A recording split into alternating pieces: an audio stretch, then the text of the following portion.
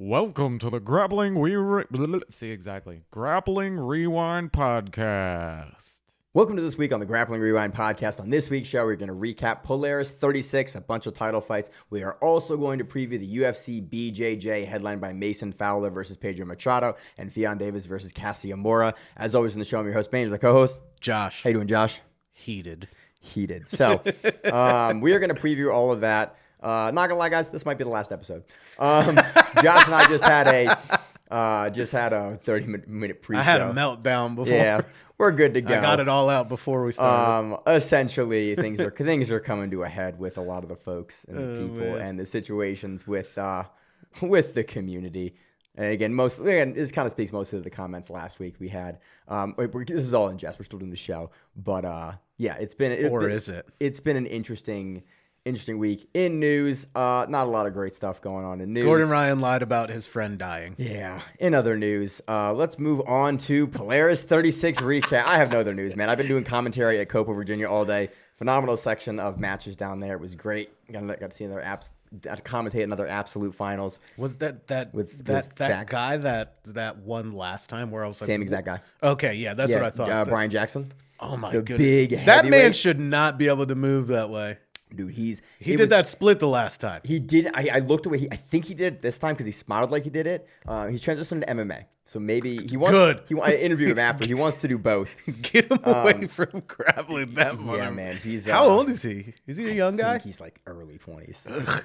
And he's gonna do trials. He's like, oh my God, he got upset because he didn't win his first IBJJF when he went out there. I'm like, ooh, he's developing, and it's cool to see him progress. But he's again another local monster to us. Like DC, Virginia, Maryland has some really good guys in a way that make me happy that I've aged out of competition.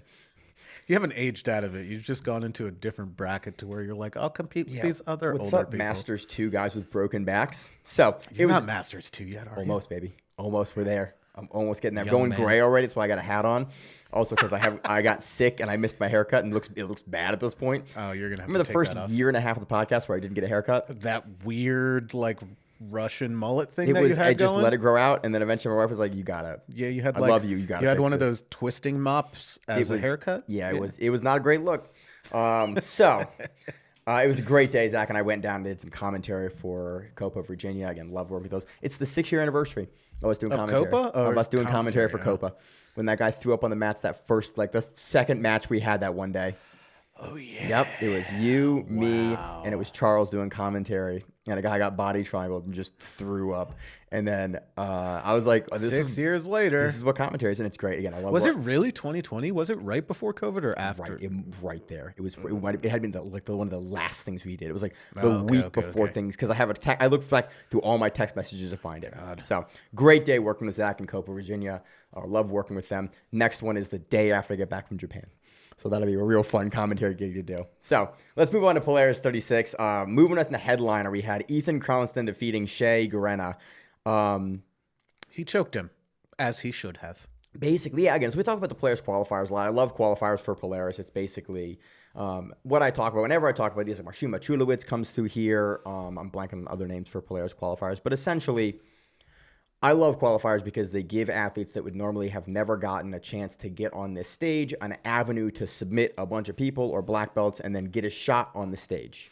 You know why you like it? Because it's the same thing as like the Kasai tournaments that they did like back Pedro in the day. Mourinho is how Junior Casio. Exactly. Yep. It's like how we found out about these guys. Craig Jones wins an ADCC trials and makes it into ADCC in 2015. This is the 15?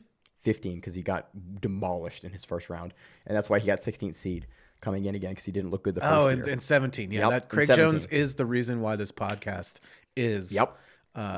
Which we've probably talked about 700,000 times over the years now. But yeah, I love qualifiers. When you have a guy that wins a qualifier that immediately is given a title fight, this is almost always how it goes. I like that they can get that opportunity. It's cool. But generally, like, this is how it goes. It's too much too soon. You take your prospect loss to your champion. And this is generally how it looks. It's like you get a shot at a guy that normally you would never get a look at in a tournament. And I love that because what it does a lot of times is that guy, Shai here, gets an opportunity to see and feel what it feels like to compete against Ethan. He then takes that experience and brings it back to his team, back to his gym, and okay, cool. this is where it's not working at the level that I want to be at, and they can iterate and they can change. And you see a lot of times these guys take that prospect loss to that champion or that really good fighter on a main card if they get that slot, and they can turn that into big improvements in 2 and 3 years and then turn into a guy like Marcin Machulowicz, who you're like, oh, you're winning trials. You're like a force in any bracket that you are in now, in a way that maybe had you not gotten that early career look, you would not have developed in that way. So it's a great on-ramping. This is how it looks, though. Ethan Crelinsten knew how to deal with the guard. Everything. Got to the guard. He jumps over the back and then just knuckles down. Again, Ethan is one of the best finishers. Ethan wins the EBI overtime-only event. Like, we always forget about that weird event back in the day. Remember that? Ethan won that event. Like, Ethan is a phenomenal player on the back. And so that's – I don't have a lot of notes. It's sort of – I like this match from the context of what it is, but this is absolutely what we expected to happen, because you have a prospect that's coming and winning a qualifier, that does not have a huge name, going against the champion. This is what we expect. That's like sending you or me against like we win a tournament and then they're like, hey, your next opponent is this person. I mean, it's Mateus not that it is. I'm like, no, okay, let's do it. I'm, You gotta I'm fight not Owen saying Jones. Like, what are we doing here?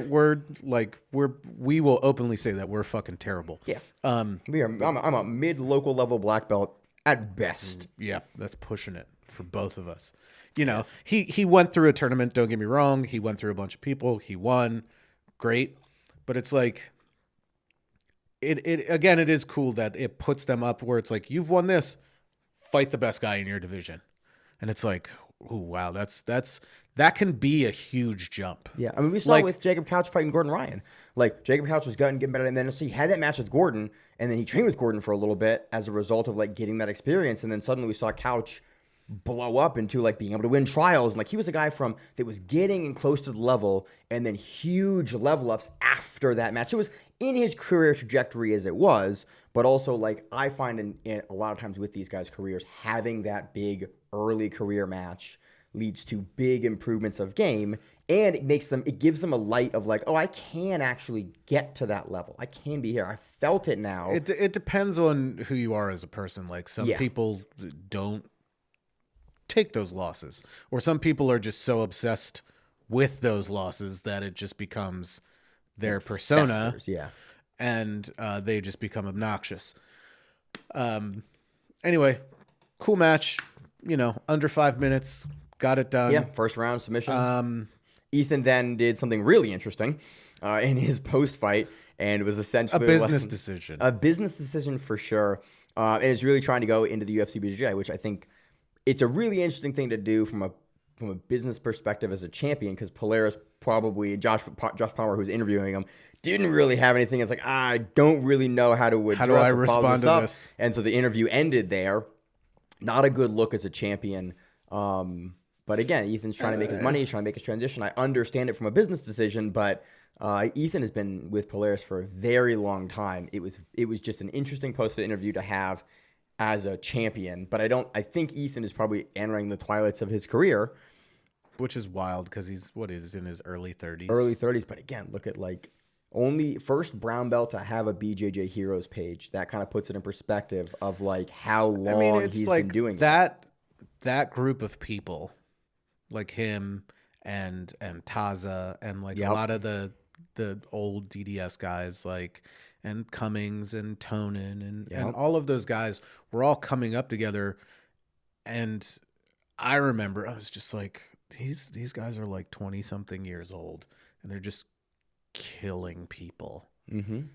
And it's like the level, of course, starts to shoot up. And because no-gi has become so prevalent and is like the main draw of jiu-jitsu, the no-gi level shot up. And then you had people, skyrocketing it because of the leg lock game and, different styles of passing and moving around.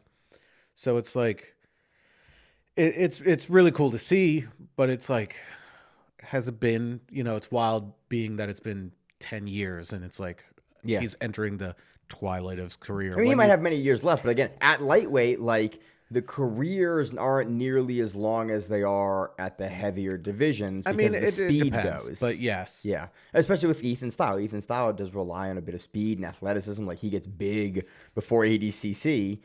How many times... Did you see him? Did you see his fucking arms? He did the double bicep when they announced him. I'm like, good Lord. Yep. Staying in shape, whatever. So, again, I'm excited. Again, I watch Ethan wherever he competes. It was just a very interesting post-fight interview, post-champion win. Can we non-sequitur really quick? I mean, I can't stop you, probably. The commentary on this card, the three commentators, awesome. And I'm blanking. Josh Palmer's back. Well, yes, but the other two gentlemen, and I'm blanking on their names right now. The one guy sounded like he was Irish. And, the other two were English. But I was like, the way that they were bouncing off of each other and going into technical detail and talking about where they were moving, like, I found myself listening to the commentary, like, sometimes more than watching. You did this too. Watching the actual match. Turn off most of commentary for most events. Beautiful this one, commentary. I kept this going back and like re-listening. Oh, that was a neat detail. Like this was great. All three of them were picking off great detail. We're building off of each other really well, and it flowed great. It never got into story time, but I knew about the athletes. I learned about their history. You got a little bit of stuff, but when action started to happen, they would immediately stop and be like, "Let's get back into what's going on because it's awesome." So right there, that's what you should try to achieve as a grappling commentator. Is that right there? Is like the flow of everybody going, not talking over each other, not like trying to interject all these little like bits and pieces and all this other stuff. It's like sometimes you're just watching and you're like, okay, here's a little bit of tidbit that I can give out, but I'm only going to do a little bit because me talking over it is just going to take away. Yeah. It was very, very good commentary. So that's all I got on that. Sorry. No, it's good. I was thinking about that the whole time. I was like, man, they're really good. Yeah. Back into it. Moving on, let's talk about the return of Kendall Reusing versus Anabel Lopez. She gets it done. This is so Kendall's been the Polaris Openweight champion for years now, but has been pretty inactive over the last couple of years. She'll take a match, she'll take a year or two off, she'll take a match. Like, just the level of activity that Kendall has had. That was our big talking point last week when we were like previewing this matchup. Was like, how does Kendall look? Like, does she look coming in shape? Does commentary she look commentary old? brought it up. What, like, because that's whenever someone takes a big break off. But no, commentary brought it up that apparently she's been competing in like wrestling and other things, and just like, yeah, but like the good sport, like our sport, Josh, the one I care about. Look at people. Look at what they're doing. Look at what people are doing like now. They're incorporating so much wrestling into jiu-jitsu. Yeah. It's like literally when people are like, oh, I do wrestle jitsu. That's what it's kind of turning into. It's like everybody that's sort of what it's turned into as of like 5 years ago, because everyone I think within the past 2 to 3 years, wrestling has had a heavier focus in the jiu-jitsu. You see more people standing up. You see more people getting into technique. You're not necessarily like just using wrestling, but actually knowing how to wrestle. Right. You're seeing like cross knee taps. You're seeing like, know, Russians to sweep singles. You're seeing, people are, if you say treetop, 99% of the people know what you're talking about at this point. Right. You're seeing stuff. You're seeing super ducks, all sorts of things like that. So wrestling is coming more and more into it. Like even, going later, like going into guys like Grippo, it's like they're wrestling more. Yeah. No. And it's becoming more prevalent. So it's having that in your back pocket now is like it's not a back pocket thing. It has to be there now. Yeah. Or you have to be so good at the guard that like you can. I don't know if you. We'll talk about it later. Trade-off, so we'll talk about it later. Kendall looked great in this match. She came in, looked like she was in very, very good shape. Gets Anabel Lopez down. Is that Duolingo? That's Duolingo. Unprofessional. Yeah, my bad, Josh. It's 10:15. That's when Duolingo goes off for me at night. She looked very good. Got on top and just like it's kind of the old school Kendall pressure. No, Anabel jumped guard, and I think even like Kendall was like, "Huh," and was like, "Okay," and she walked back to the middle of the mat with Anabel, and then was like, "All right, this is where we're gonna go." And Anabel was like trying to stay up I was like, let's look for something. Let's make her work. Kendall had a knee injury at one point. Like, work the legs. She exploded her knee at ADCC. She like shattered the whole leg off the mountain like concrete at ADCC. Work the legs. Like, start pulling on the legs. Like, go for those kind of things. And, you know, that wasn't any fault of Anabel's, but after a point, Kendall was like, all right, you ready? Forward pressure. And just started going and was just like, you're going to eat every ounce that I put on you. And then I'm just going to come across and I'm going to go. And that's what she did. She climbed up, tried to go for that arm triangle at one point, transitioned over and finished. Yeah. I was very impressed with how Kendall looked, because usually, again, coming back to jiu-jitsu after a couple of years of not competing in jiu-jitsu, especially in a title stage, there are some hiccups. This looked like one-way traffic from Kendall in a very, very good way. This is a good look for Kendall. I'd be very interested to see if we see her again more frequently on Polaris or back on Who's Number One or in trials. I'm wondering if she's going to do the West Coast trials. It would line up with how like her physique looks, because trials is what, 2 months away, a month and a half away? You would know better than I would. It's coming up. I would love to see Kendall in the plus 60 kilo division for trials, because she looked great here versus Anabel Lopez. Can we talk about that too? That they got rid of the openweight division for women. The absolute. Can we talk about that in the I'm sad section of the podcast? Yeah, later. Absolutely. Okay, absolutely.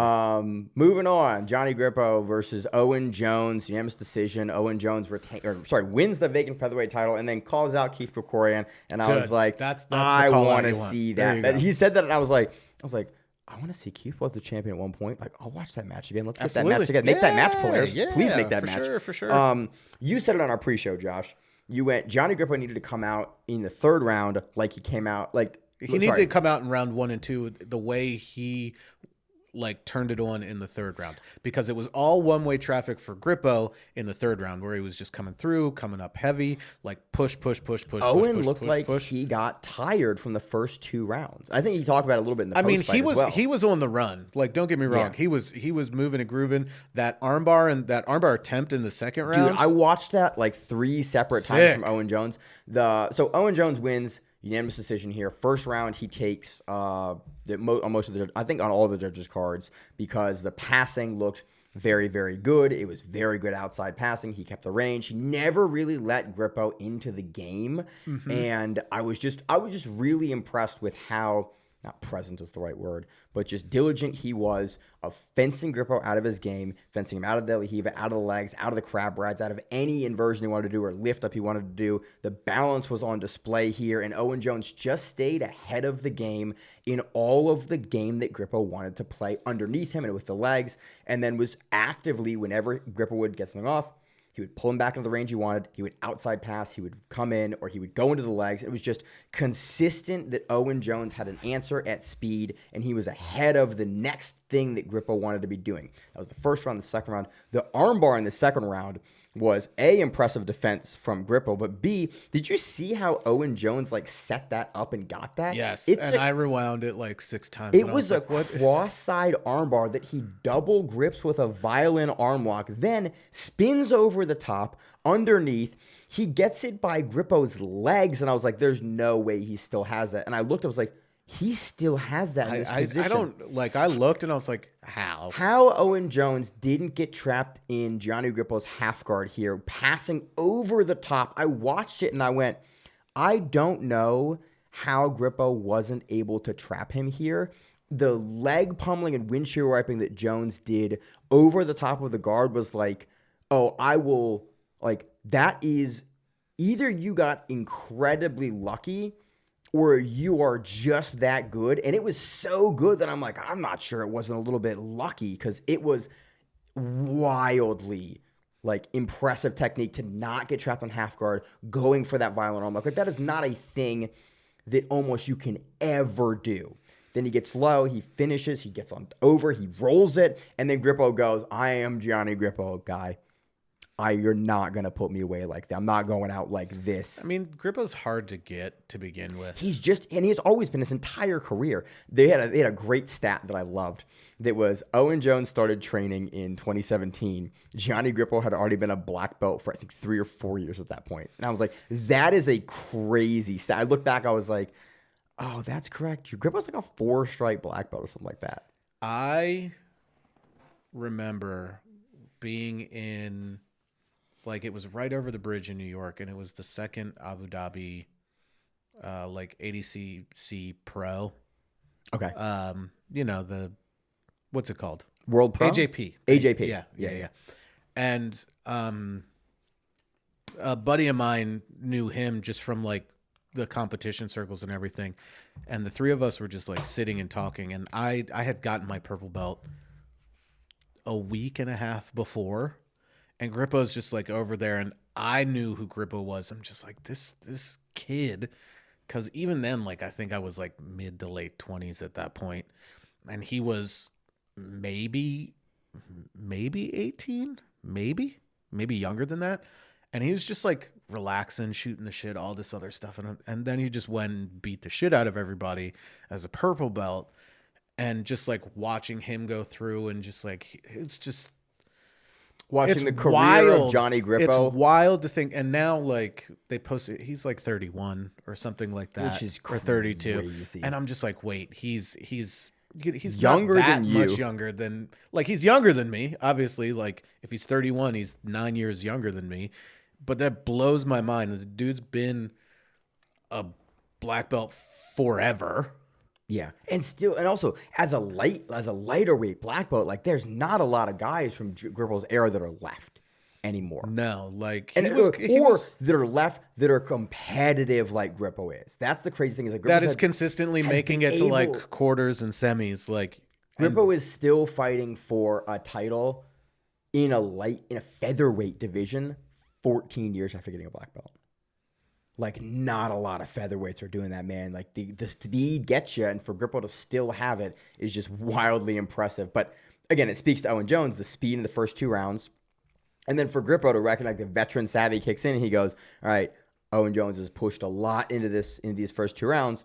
I am then going to come up. I'm going to out-wrestle Owen Jones. He gets him down, and then I'm going to start putting that heavy pressure into him, and I'm going to start making him play the guard. I am then now going to start pushing him and forcing him to regard and putting him on the defensive. And he very clearly wins the last round, but very clearly had lost the first 2 rounds. Yeah, I mean, it's interesting to see where he goes because, again, he's been around for a while, and he's taken some losses, again, against younger guys that, that are killing it on the scene right now.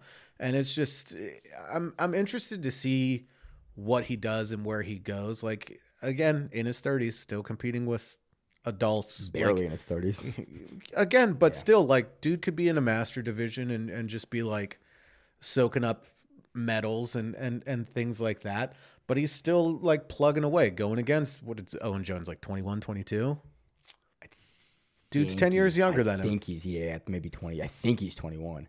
Yeah, like, he's still in there. So I'm interested to see where he continues going, like, what he does. He's still going to, be a beast and I mean, kill most people. I saw him at still trials. Looked really good. He looked good at trials last time. I want to see him at West Coast trials again.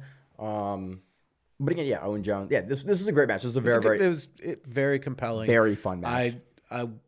I want Grippo to start, like, putting more pressure on sooner. Like, just trying to impose, like, be on top more. Like, I know your bottom game is good. Try to be on top more and just, like, push. And hey, man, just be arm triangling more guys. Yeah. Arm triangling more guys. Exactly. So, yeah, this was a great match. Match. Go back, watch this match. And again, I really hope that they can coordinate the Keith Krikorian match for Owen Jones. I think that is a phenomenal match. Again, I would favor Jones in that match, but also, like, dude, it's a good match to make. I know Krikorian, another guy that wins a qualifier to make it onto the big stage for the EBI qualifier back in the day.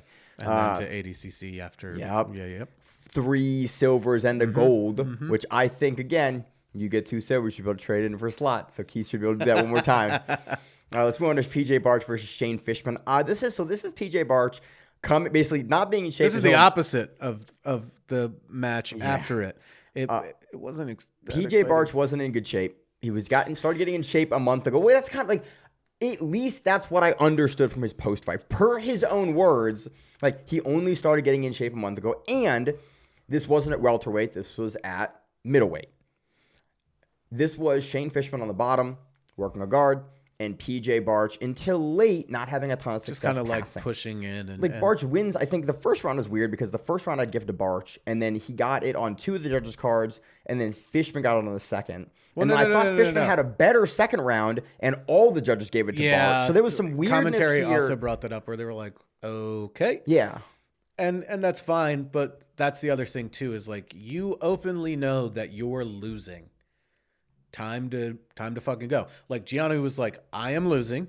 They said it out loud on the speakers. I am losing. It's time to go. And he tried to finish that entire final 5 minutes.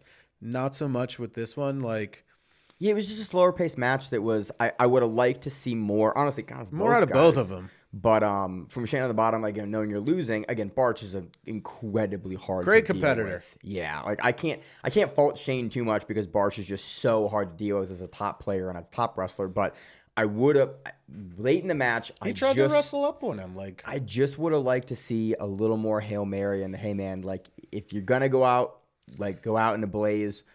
Because it was like the strategy wasn't working, and it wasn't working in the first, it wasn't working in the second, it wasn't working in the third. I would like to see in the round format. I like when guys start adjusting. And again, it speaks to Barch. Like Barch is shutting down different things all of the rounds, but overall, not a ton of takeaways. But like here, there's the difference between this Polaris showing and the one where he beat Levi and all those guys in the GP. So it's just like, I think Barch is probably getting ready for. He's not going to do trials. He medaled at ADCC, so he has an invite to ADCC. So he's probably just beginning the ramp right now because he got third. So he's probably just beginning the ramp right now for 2026 April, in Poland. May, June. When is it? July or September? August? September. God, I'm way off.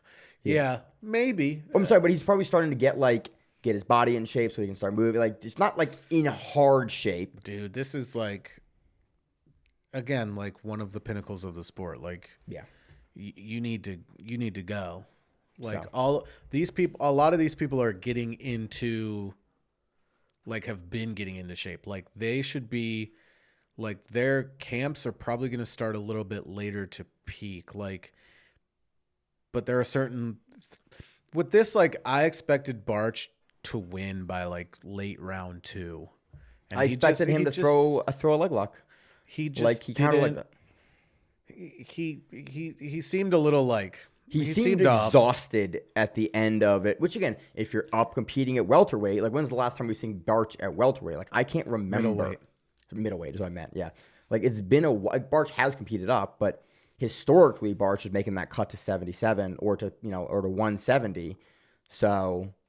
Again, I can speak. Maybe that's what there was, but it was just again a different pacing from Barch that I expected more because Barch has impressed me so many times with incredible pacing. He spoiled us with other matches, and now we're like, why aren't you living up to that's our more so what I'm talking about. Let's talk about a match that well exceeded my expectations: Ross Nichols versus Sam Gibson. This is a good one. We haven't seen Ross in a while.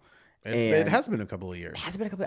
I think so. They said it. I think his last match was 2022 trials where he took third. Is what I think they said on commentary, and I didn't look it up because I just went. It's been a while since I've seen Ross Nichols, but I like Nichols.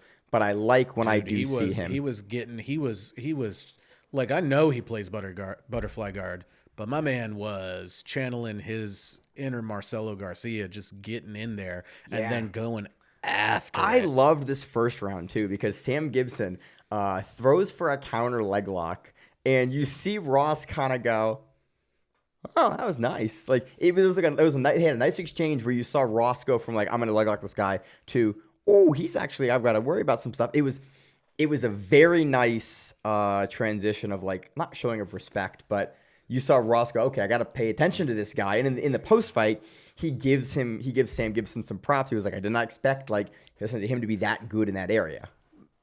But Ross, man, was just like, this is what you're going to do. You have to play against this. Yep. And they talked about it a lot on commentary, how they were Ross was forcing him to play to that one side. and attacking off of that one side fairly consistency. It was a great match to watch. It was like it's one of those ones like over 15 minutes. It's keeping your attention. It's exciting. And it's like, all right, like these are the matches. Like, even if it doesn't end in submission, this is a match that I want to watch, because it's like, it's just because Ross is actively looking for, and again, and that's what you want to see. Actively looking for his avenues to victory, and it's exhausting. Like, don't get me wrong, like you're gonna be tired at the end of it, even with your breaks in between. But those are the kind of matches that, like, I hope Ross competes more.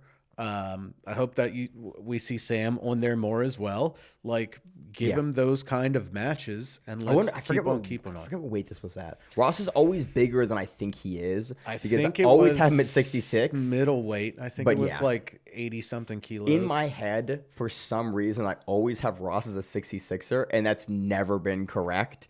And I just, for the life of me, it's like him and Ash Williams are in the same division, and that is entirely not true. I don't know why, Josh. I don't know why this is what I got going on in my head. So I'm like, give him Keith Krikorian. Like, no, that's not wrong division. Give him PJ Barch. I would love to see Ross versus PJ Barch. That would be exciting. If again Ross looks like this, if you're gonna put him in middleweight, let's run it. Next match, we had Sarah Gaval versus Elizabeth Gang. This was a second round submission for Sarah Gaval. Sarah Gaval spends 3 minutes on the back in the first round. I'm concerned. So I talked about this when we first saw Sarah Gaval debut in Nogi at 80XC. I am concerned at the rate and the proficiency that she is able to submit people, that she is being set up to be able to put away sooner. She finishes a very nice triangle Kimura in the second round, but she was on the back for 3 minutes after an immediate back take off of a shot from Elizabeth. Josh, I'm just going to talk over you here. Josh wasn't amped, doesn't really want to cover the match, which I think is totally reasonable given the situation. I don't appreciate that Polaris had her on, especially with Adele's with Adele speech like coming out speeching time. and them being like yes, and then having a family member of the person that they're talking about that is more than likely aware and is still training at that place with their logo, even if the logo was blank on the back of her shirt. No, I don't think she should be on anything, period. End of story, end of discussion. Like, yeah, you're running that school. So, and no, I'm in agreement. It's unfortunate. I think you gotta the pre-show discussion when he was like, "What are you doing?" is like, and he was like, "How you doing?" and I said, "Heated." It was because we were talking about that. Yeah. Because it's just like, I don't agree with it at all. I don't care for what her parents did. I don't care for her because more than likely she was involved with it. I have a lot more, but I'm going to not go on a 45-minute tangent. I don't agree with it. I don't think she should be on anything. She definitely should not be on further Polaris cards. So that was it for the Polaris. Again, it was overall a very good card. I like Polaris in like the matchmaking that they're making. We have the UFC BJJ to talk about. Some of the matchmaking for that is real interesting. I think, Josh, you put it the best way. They're throwing stuff at the wall to see what sticks. Again, Polaris matchmaking has consistently been very, very good. It is weird for some of the matches they had like the flow overlay over top of some of the names, which I'm like, dude, whoever has that flow overlay on their computer, delete the whole thing. Like it was the worst overlay we dealt with for a decade. Burn that overlay. Hey, Flo, bring back the goddamn timestamps. Did they have them ever? No, yes. UFC used to have them on Fight Pass. Do you remember like when we first started covering Fight to Win, and they had individual matches? They have this stuff. The event replay for Polaris is 7 hours long. Yeah, it's tough. And I'm like, where do I go to get to the main card? Yeah. Because that is going to be the main thing that we're covering. Where do I go? Yeah, the app for the interface for Flow. Five plus hours about 5.5 hours into it is when I think starts. It starts at little over 2:14 or something. Left in the card. Have just timestamps on it. You don't even have to be like, here, this is, you can just put the fucking timestamps. No, in 2025, dude, like look 2026. 2026. Look at the race for every other major. Everything platform, should have man. that. It's just like it is so disrespectful. UFC doesn't. I don't know, because these cards are always on YouTube as well. And YouTube has the best interface in the sport. And guess what? You can put timestamps with blocks. Like every podcast on the earth. But they don't. That. I don't know. Do they do it on the replay? Because I tend to end up watching but these when what it's you happening. can do as a broadcaster is you can easily put clickable timestamps in a video description. I don't know if they do that, but usually in the comments, someone has been kind enough. So there is a resource available to do that. There's an awesome person that's research. like, hey, at this time, this. Hey, yes, this. So it's like again, the flow interface look, just bothers me to no end after 10 years still. I watch enough weird crap on YouTube to know that the weird crap that the YouTube people put out, they put chapters. It's great. Here's this. This is where your ad break is. This also is very much me throwing stones in a glass house because we've had requests for years for the podcast to do that. Look, you have problems with that, talk to that guy right over there. And they do. They do, and then Maine will go, I'll work on it, and then he'll do something else. Not out of spite, just because if he's not busy, he might just die. Occasionally, the YouTube makes the timestamps for me. And I just hope that every episode is there like happens. is there a program? Moving on to the UFC BJJ 6. Let's talk about the main event. The UFC light heavyweight title is a program, but I got to run it through like 3 different things, and I got to like transcribe the whole podcast. That seems like right up your alley, Yeah, like making things unnecessarily complicated. So here's the rub. Typically, this show is recorded on Monday nights or Sunday nights. And typically, it finishes recording at 9 to 9:30 p.m. The show releases Tuesday morning at midnight. Always has, always will. Wrong. What? That one time when Austin was made, it was 2 minutes over. I get it, but like no. When it released late. Oh yeah, because I clicked the wrong button in the broadcaster. Okay, so like. It always has, always will. We missed one show in 900 years, and that was a Christmas thing when we first started. Episode 3 was Christmas, but that we don't count that. So every time it releases, so the time frame for me to get any stamps or descriptions or everything written, I have about an hour and a half between when we click stop recording to when the show is live. I do not have a lot of time to build things into the format to get us timestamps because there is not a third person here running any of this that can do that, and I don't want to be typing while we are recording. So, moving on, let's talk about the UFC Light Heavyweight Championship match between Mason Fowler and Pedro Machado. Speaking of weird matchmaking, this is one. Yeah, this is odd. Again, Pedro Machado is very good. In the gi, primarily a gi player. Has had a very, very good 2025. He's a Brazilian champion. Had a rough match at Pans versus Adam Rosinski in 2025. Loses that. In the semifinals, he looked good at Brasileiros. Runs into Eric Muniz in the absolute semifinals. Loses there. He's very good in the gi. Doesn't compete a ton in the no-gi. In the no-gi. He was at UFC BJJ, the initial one versus Felipe Pimentel. He wins that by triangle arm lock in 2025. It is odd matchmaking to make.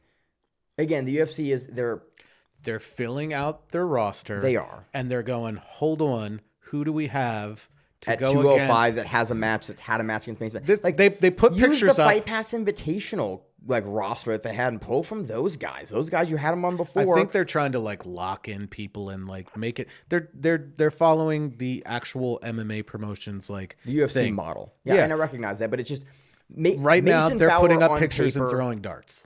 Mason Fowler on paper should beat Pedro Machado. Pedro Machado is very good, but Mason Fowler is a monster. Again, he has looked a little less dominant in recent years, but not that much less dominant. Mason Fowler's looked, Fowler by leg lock. Phenomenal. Yeah, Fowler by leg lock or back take renegade choke. Leg lock. But leg lock would off be the wall. Off the bowl. Or what do they call it? The bowl. I hate calling it a bowl. Off the wall. Yeah. Again, I favor Fowler here. I think Fowler gets it done via sub. I like Pedro Machado. This is just Fowler's wheelhouse. He's familiar and comfortable in the UFC.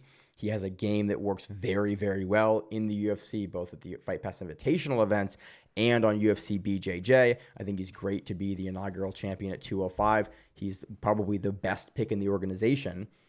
For right now, yeah, absolutely. Yeah. And so I would love to see the winner of this fight, Ronaldo. So you want to already start like mixing weight classes? Yeah, because they Ronaldo barely have rosters in any of these weight classes to begin with. Amen. And you're already trying to throwing get darts.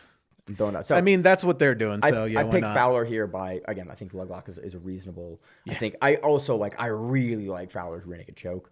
Yeah, it wouldn't surprise me to get there, but I'm going Fowler rear naked choke here. I just don't think it's super. It's not a compelling match. Yeah. Let's move on to a super compelling match. Yes. Theon Davies versus Cassia Mora. Theon Davies has been a little bit inactive recently, mainly taking those big money fights. Her most recent match was against Adele Fonorino at Fight Pass Invitational 11, referee decision. She also beat Margot Cicerelli at Polaris 34 and 25, referee decision. She rear naked chokes Luana Pinero at ADXC 2. Great match for her. She beat Brianna Stay-Marie in their rematch at Polaris 27 in 2024. Those have been her recent matches. She beats Nikki Lloyd-Griffiths at Subversion, that Australian event that I like, in 2024. Beats Mo Black at ADXC by Armbar in 2024. I think with her... Then we're in CJI 2 when she beats Mackenzie Dern in 2024. We're like two years away at this point. Was it... So... Wasn't that CJI 1, not 2? What'd I say? I said 2? I thought you did. No, I don't meant know. Maybe I'm CJI hearing 1 things. because Fionn wasn't in the bracket for CJI 2. Yes. It's on the flip side of Cassia that, has been more active. Cassia Mora has sure. already this year had 4 matches at the Europeans, where she wins the European Championship over Larissa Campos. She did lose in the... How does that? Can I not read? Oh, 25. Okay, sorry. It's European Champion, European Open. She was out. She beat Sarah Gavao at the Fight Pass Invitational 4-2. What's the last other Fight Pass Invitational event that she did? I'm really high on Cassia Mora. I think Cassia Mora is very, very good. It'll be interesting, especially what the camp that she's coming out of with Bruno Bastos and all of those guys. Mm-hmm. And she's been on a move. And who was on the last UFC BJJ? Her training partner. Yeah. And I'm blank. I was trying to stall for time to get the name. From Simple Man now. Taylor Hishaw. She beat Hishaw last time, and it was very impressive. Again, I like the Bruno Bastos camp because he has a lot of very, very high level women that are around Mora's size. I do kind of favor Fionn here. I mean, just out of just pure accolades wise, experience. Yes. Cassia Mora has run into little speed bumps here and there. I am concerned mainly that Fionn will not put up a pace that she's been inactive. Well, even we've seen her versus the match with Adele, most recent match with Adele on UFC Fight Pass. It was a slow match. It was a close match for Fionn that she wins, but it was a slow match. And my concern is Cassia Mora will pull Fionn into that slow match and just be younger and be more active and be able to win a top pressure decision. Now, Fionn gets going. I think Fionn absolutely has the tools to beat Cassia Mora. I think Cassia Mora shares a lot of parallels with movement for Brianna Stay-Marie, weirdly enough. Not quite as developed guard, but I think her size is going to play with it. Her stature, because I think she's a good bit shorter than Fionn. Yeah, but Fionn's also tall for 35er, I think. I just think with Cassia's size, that she's going to be underneath and in there, just on the move against Fionn, and Fionn is going to have to really spread herself out, stay heavy on certain things, but move around and create the space that is going to stifle Cassia's game. Yeah, and I think if anyone could do it, I think Fionn can. This kind of reminds me of almost like the Jasmine Rocha match in the same way, where it's I think Cassia has a different skill set than Rocha and is not necessarily as like heavy pressure aggressive as Rocha is, but we saw what happened with that. Yeah, I just lean into the experience of Ffion here, but it's hard because Fion's been inactive. It's a compelling match, though. It is a compelling matchup. Like I'm jazzed. Like for this that's matchup. one. Like this kind of should be the main event matchup in my eyes. Like I love Fowler. I understand why he's the main event, but like the Pedro Machado matchup, it's good. But you have one of the hottest prospects we have ever had in women's jiu-jitsu, like up there with like Krovar. I think honestly, with her gi and no gi success and like the meteoric rise that she had from blue to black in like 2.5 years, because she just kept winning world titles, versus Ffion, your long-standing, like the storyline here for me is super compelling. And Fion's also one of my favorite grapplers in the sport. Like I really enjoy her game and like, you know, how she has been a champion. So super good, super compelling match. I'm gonna lean Ffion, with also not being surprised at all if Cassia. I don't think Cassia can submit Ffion. You never know. And you never know, but I would be very surprised if Ffion was submitted by Cassia Mora, but I think Cassia Mora can potentially outwork Ffion if Ffion does not play as aggressively as she needs to. So I think that's Cassia Mora's pathway to victory. Fion's pathway to victory here is that, I think as she puts it, the basic bitch knee cut. That fucking, like, that is an incredible technique in Fion's arsenal. I think if she can get Cassia Mora down and into the guard, there are not a lot of ladies in the entire world that can stop that knee cut at the weight class. I've just been routinely so impressed with Fion's passing and her ability to just get around the guards of people and just dominate from top position.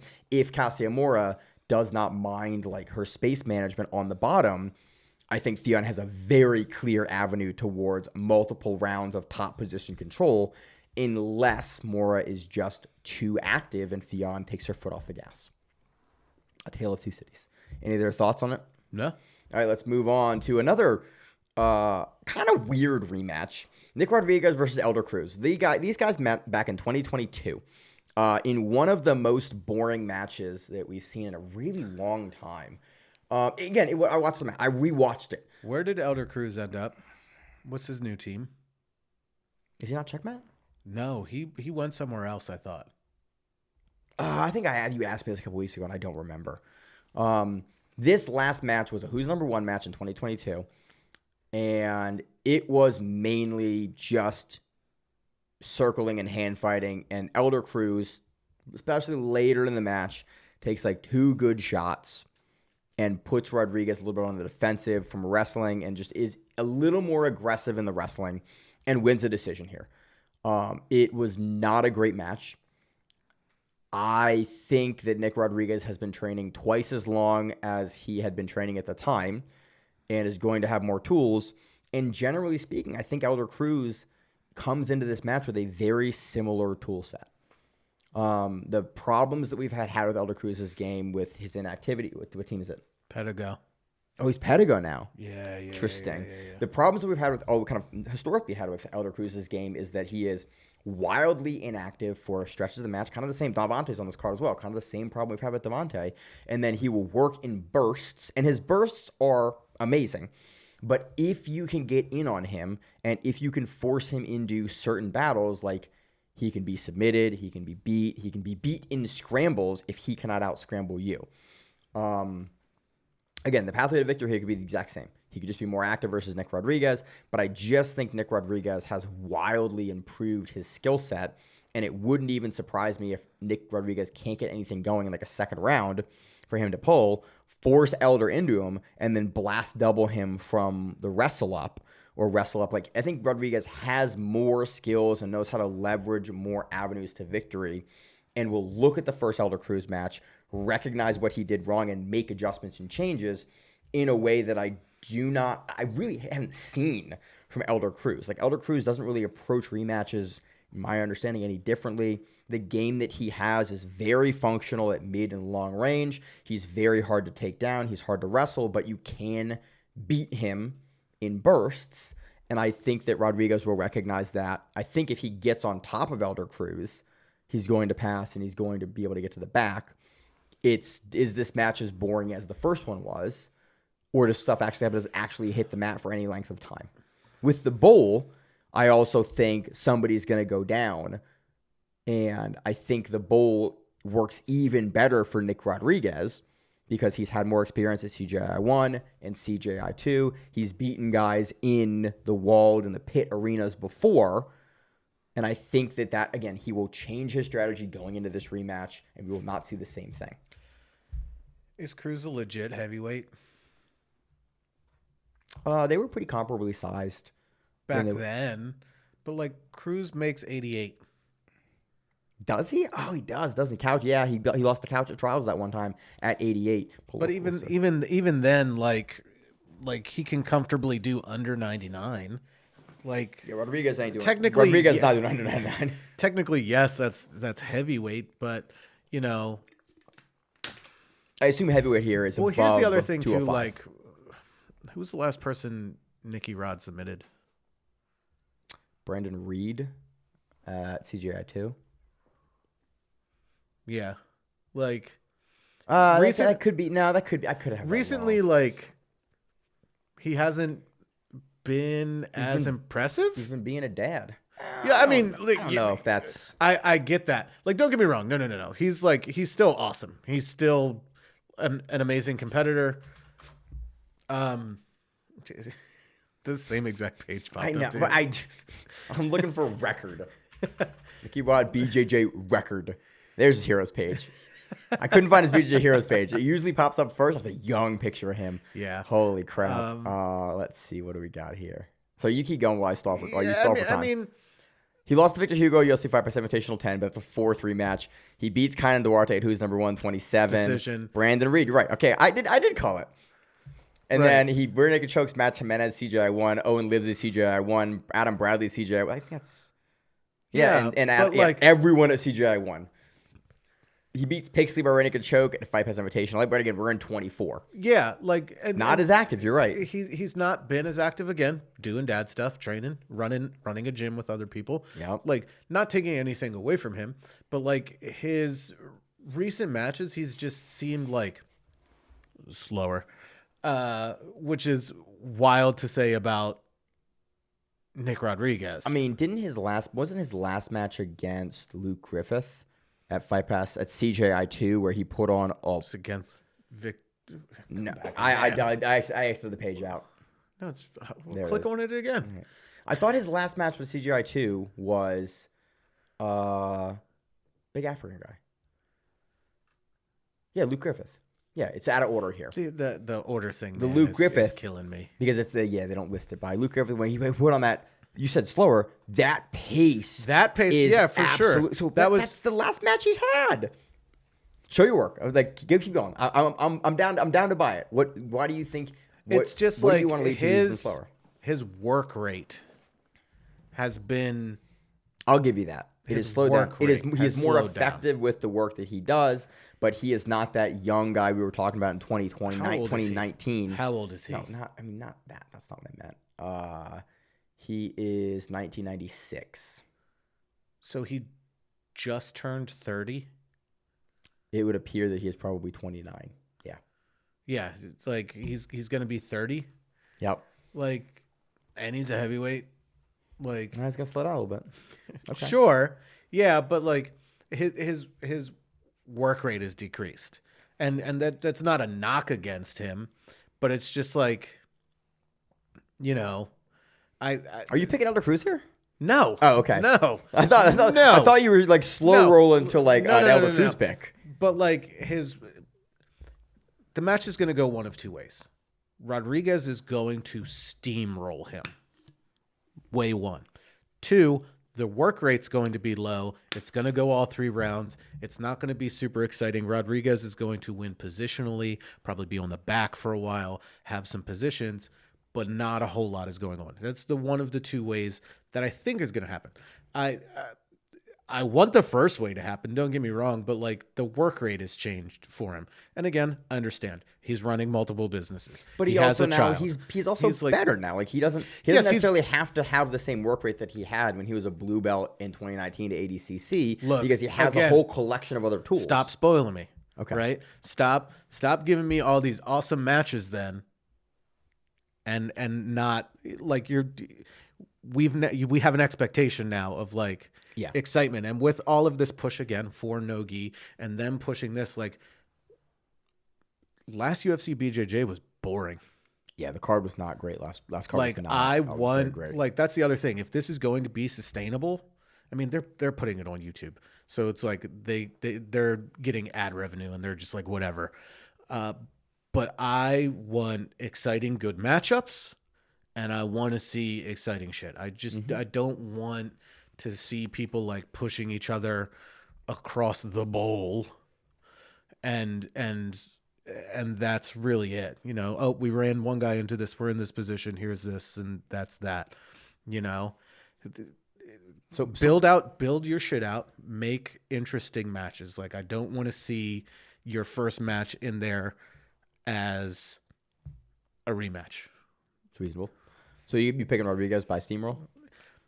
I'm picking Rodriguez. Do you have a method of victory you would like? Because He's either going.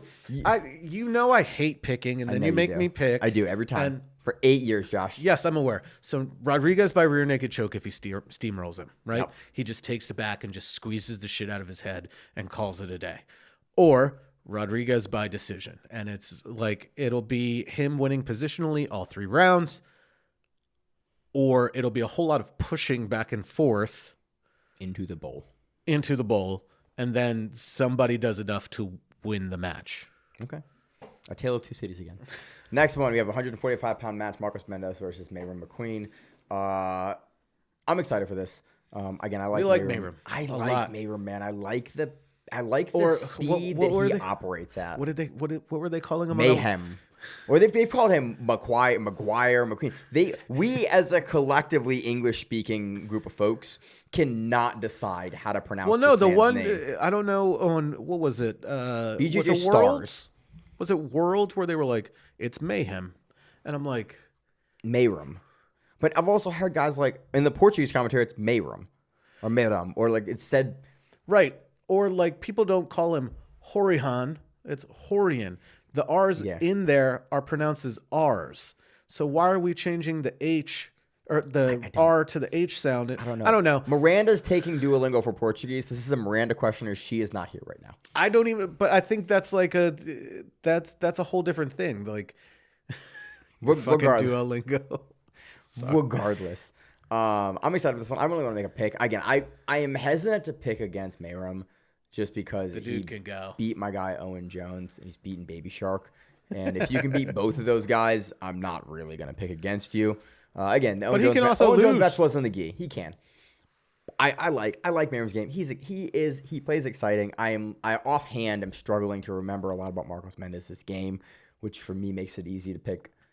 It becomes a heads up pick with like I understand Mayram's game and I like the speed in a pro fight that he operates his game at. Especially when he has like little breaks in between to make adjustments. So Mayram here. Next one. Anything on this one? No. Next one, we have Jasmine Hocha versus Anna Rodriguez. This is another interesting rematch. Jasmine Anna Hocha, Carolina? No, A-Rod. Oh, okay. The blonde, okay, blonde. Okay. This is another. So right now, Jasmine Hocha is up 2-0 on Anna Rodriguez. I just watched their South American Trials match from 2022, I think. Very, very close match. This could go either way. I think that Jasmine is more aggressive. I mean, obviously, she's one of the most aggressive women in the sport. I think that plays really well into the UFC's scoring. I think you just being on someone, as long as she's not getting in position, if an even match, Jasmine wins. How's her leg doing? Well, there's that, too. Jasmine was notably like bigger at trials. I saw her at trials. She's bigger. She'll probably easily make 135. She's also again like young, so she's got plenty of time to start making adjustments. You know, she could blow up her knee and it can be better in 3 days. You know, because that's what happens when you're young. 20. I think she's like what 22 the probably. Glory days. The glory days of being hurt, and then next week you're like, that's fine. Yeah. Again, this is for me. It's an easier pick to go with Jasmine because of the record that they have. She's up 2-0. Yeah. Anna Rodriguez also wouldn't surprise me in this place. They were close matches. Yeah. It wouldn't surprise me for her to make one adjustment. And again, also, it's in a bowl. It's not in an open matted area. You keep laughing at the bowl. It's just like I gotta mention it. It sounds dumb, but I have to mention it because I'm fat. I'm just like putting fucking cereal in it, or it's like, is it a fish bowl? Like put him in the bowl. Put him in the orb. Put him in the orb. Fish bowl. Like put him in a Christmas ornament. Yeah. Like, look. The pit thing, at least it sounds like kind of cool. Where Yama it's like pit fighting. Yama pit fighting. That was also kind of bullish. It was the exact thing the UFC uses. It was the exact thing UFC's is up a little bit higher. It's up more than it was. The pit was shallow, and we're gonna get. It's late. We're gonna get on non sequitur here. Josh, give me your pick here and why. Jasmine, just because of record, I think it's again going to be another close match. How did her leg heal from when she blew that shit up? Right. Has she competed since then? Not that I remember. No. So let's see how the leg holds up. Yep. Moving on, we have a heavyweight match. We have Lucas Norat versus Devontae Johnson. Devontae Johnson has a lot of the same issues in the construction and execution of his game that Elder Cruz has. He is very good in burst, but he tends to be just pacing. Like the pacing, if Devontae is on you, he can overwhelm you, he can outpace you, but he tends to be trigger shy unless he's not. And it's really what Devontae you get in front of you. Like, he should be able to beat Lucas Norat. I need to know if they give performance bonuses. Yeah, well, but that's been the problem with Devontae for a long time, is that he's very, very good. Hot and cold. Beat most guys, but he's hot and cold. It's like, if the Devontae that shows up at like Polaris Squad shows up, like, that dude is a monster. You're like, good luck beating that Devontae. If the Devontae that shows up on sometimes like a fight to win, we'll cover a fight to win, Devontae be on there. And it's a slower paced match. He's fighting a guy that is probably, I might not be disparaging, but below his level. He's fighting another like competitive black belt, but not someone on the international scale like Devontae, a local black belt. And then he is, not finishing the match or not really putting a solid stamp on the matchup. You're winning it cleanly, but not really impressively. That is always sort of my concern whenever we cover Devontae, is like, what Devontae are we going to get? Are we going to get the world-class, world-beater Devontae?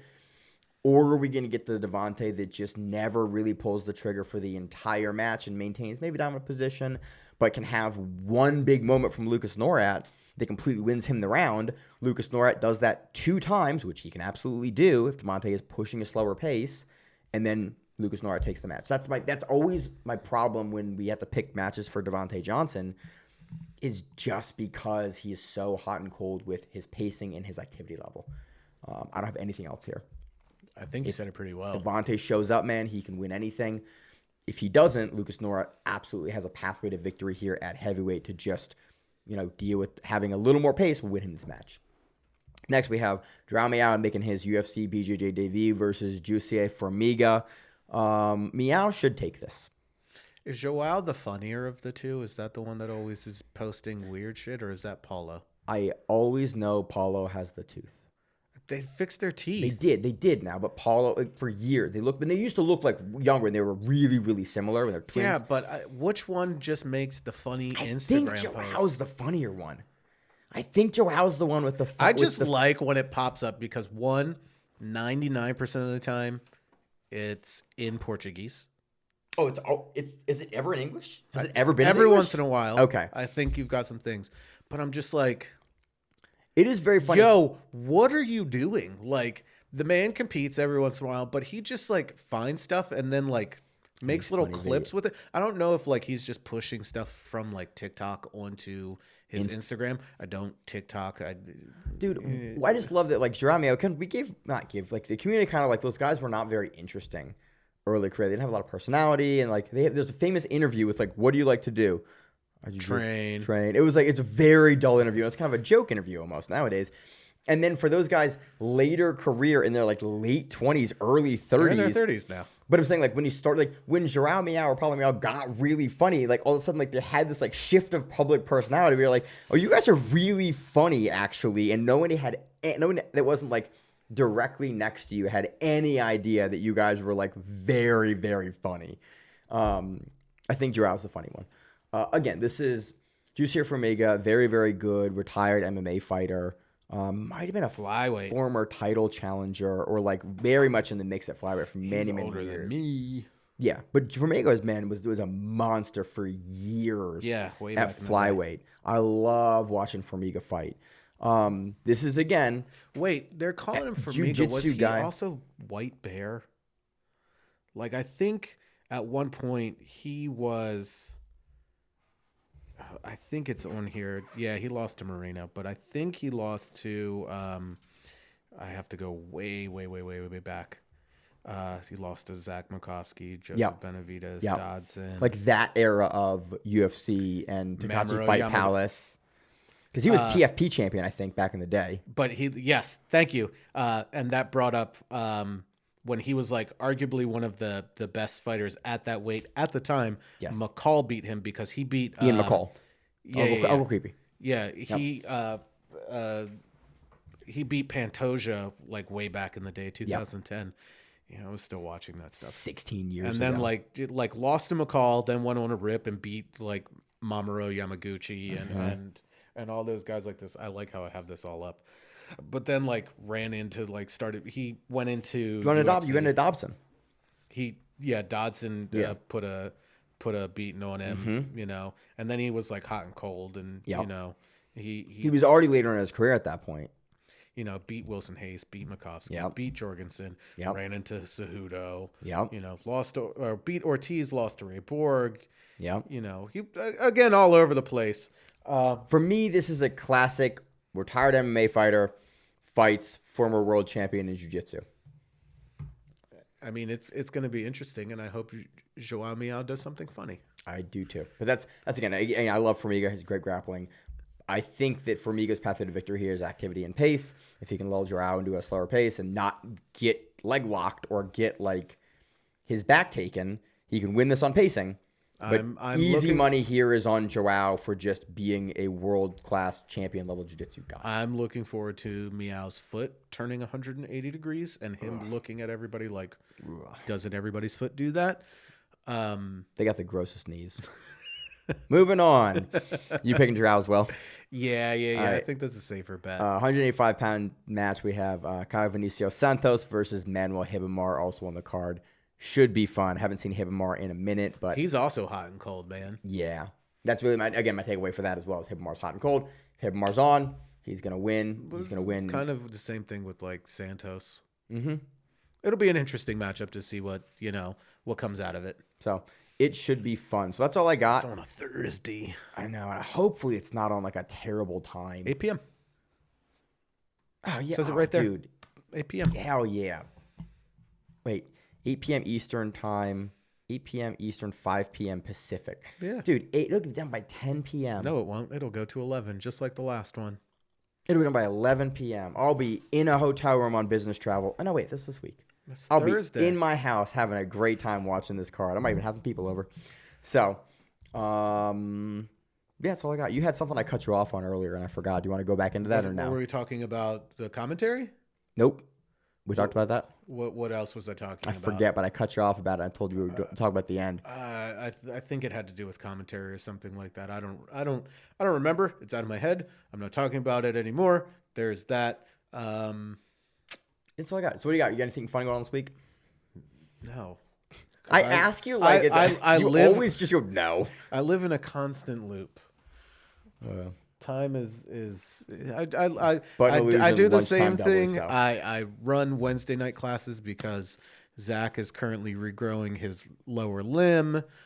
That's my favorite thing is to tell people that like they're regrowing his foot, and people are like, "What?" He walked on today. He looked fine.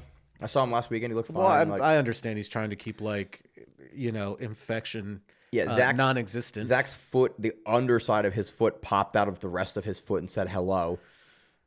Yeah, I didn't like. I wish I got to see a picture of it beforehand. Does he have pictures of it? I have the first picture I saw, which when it's back in.